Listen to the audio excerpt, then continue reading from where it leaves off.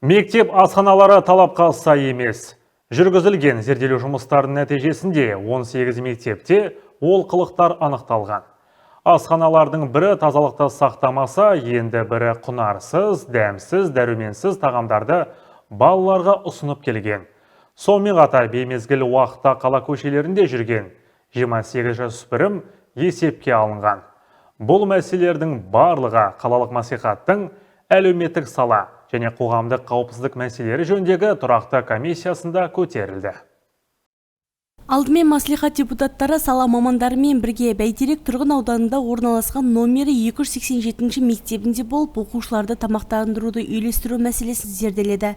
Мектеп қабырғасында балалар уақытылы тамақтанып, сапалы білім алуы тиіс. Алайда бүгінгі мектеп асханалары осы үддеден толық шыға алмай отыр. Аталған білім ордасындағы балаларға ұсынатын тағамдар халық қалаулыларынан көңіліне шыға қоймады. Себебі тағамның тым майлы болуы, берілетін еттің мөлшерден аздығы, 320 баланы ыстық тамақпен қамтып отырған аспазшылардың санитарлық талаптарға пысқыра қарауы көптің көңілін көптетті. Сіздерге түсіндіре ме, жұмыс барысында қандай болу керек екенін? Сіздерге сырға тағуға, сақина тағуға, әшекейле тағуға, тырнақты бояуға, солардың болмайтындығын түсіндірді ма? Сіздер білесіздер ма? Мен тамақ істеп жүрсіз, неге сақтамайсыз? Балдарға беруге, по-моему, тоже не стоит. Бет ашығы, бетін ашық тұрғаннан кейін тоже бұны қалайынан ел. Біз келгеннен бері әлі ашық қойған жерден бұл. Меттардың барлығы. Ана сумка тұр, ана коробка тұр, алып тастау керек, негізі мусорға болмайды. Кетчуптар әлі тұр мысалы. Аралаудан кейін комиссия жұмысы қалалық мәслихатта сала мамандары, мектеп ата-аналары, мектеп басшыларының қатысуымен жалғасып, күн тәртібіндегі мәселелер кеңінен талқыланды. Облыстық бала құқықтары жөніндегі уәкілдің баяндауынша, номері 179 мектеп мәзірі өтеп кеткен өнімдер мен тыйым салынған өнімдерді пайдаланса, номері 15 мектеп гимназияның кәсіпкері аспазшы дипломы жоқ маманға балаларға ас дайындауға жол берген. Ыдыстардың мүкәмалары, яғни маркировкасы, Қызылорда қаласы номері 280, 138, 13 мектептерде жасалмаған. Қызылорда қаласы номері 179 мектептің кәсіпкері сертификатта көрсетілген жарамдық мерзімі өтіп кеткен өнімдерді және тыйым салынған тұшпара, шұжық, қатпарлы қамыр өнімдері пайдалануда. Сертификаттың мерзімі өткен өнімдерді пайдалану Қызылорда қаласы номері 4-ші IT мектебінің лицейінде орын алған.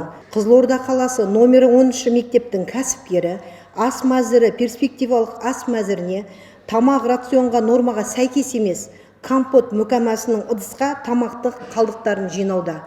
Яғни ол компоттың ыдысына қалдықтар жинап, қалдықтың ыдысына компот қайнату деген білдіреді, өздеріңіз білесіздер. Сонымен қатар, Қызылорда қаласы номері 222 мектептің асхана жұмысын ұйымдастыруға кәсіпкердің санитарлық қорытындысы жоқ. Қала бойынша 55 мектеп асханалары бар. Онда 34.252 оқушы тегін тамақпен қамтамасыз етілген. Қазіргі таңда қалалық прокуратураның тексеру жүргізу қаулысына сәйкес 45 мектеп асханалары тексерумен қамтылған. Тексеру нәтижесінде бірнеше білім ордаларында кемшіліктер анықталып, оларды жою жөніндегі тапсырмалар берілген. Әрбір мектеп асхана қызметкерлерімен тағамнан уланудың алдын алу, жеке бас гигиенасын сақтау бойынша түсіндірме жұмыстары жүргізілуі қажет.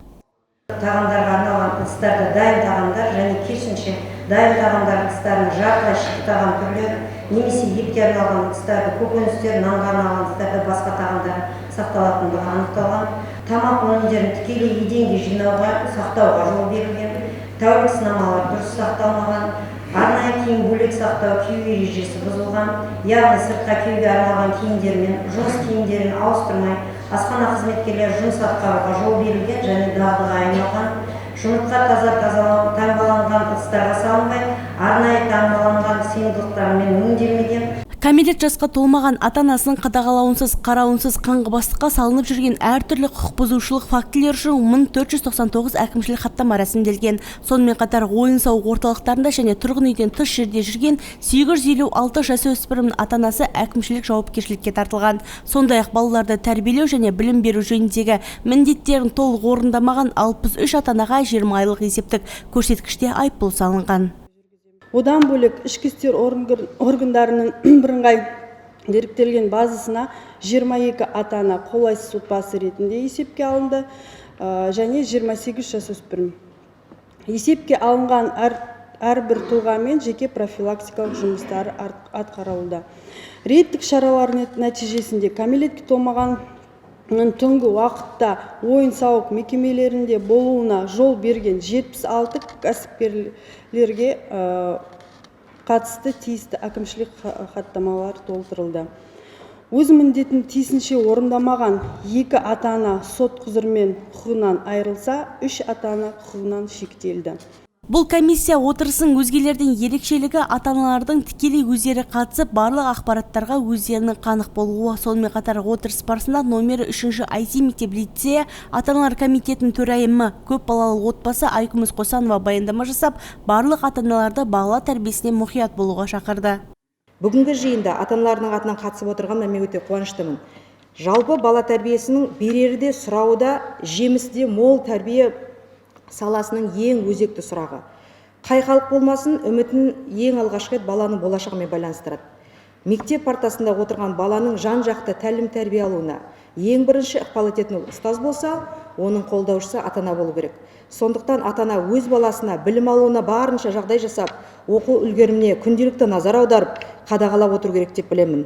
Біздің халық қашаннан ақ дастархандағы асқа ерекше мән берген. Құнарлы ас бойға күш-қуат берсе, құнарсыз тамақ дертке душар етеді. Кейде соңғы кездері халық арасында түрлі аурулардың көбейіп кетуі күнделікті тұтынып жүрген тағамымыздан емес бекен деген түдамал ойға қаласың. Сондықтан балаларға берілетін астан пайда емес, олардың денсаулығын, қауіпсіздігін, қатардан қалмай білім алуын қаперге алу аса маңызды. Назгүл Қаштаева, Сабыржан Қаратаев, Сәуле Нұрпейісова, Қызылорда қоғамдық телеарнасы.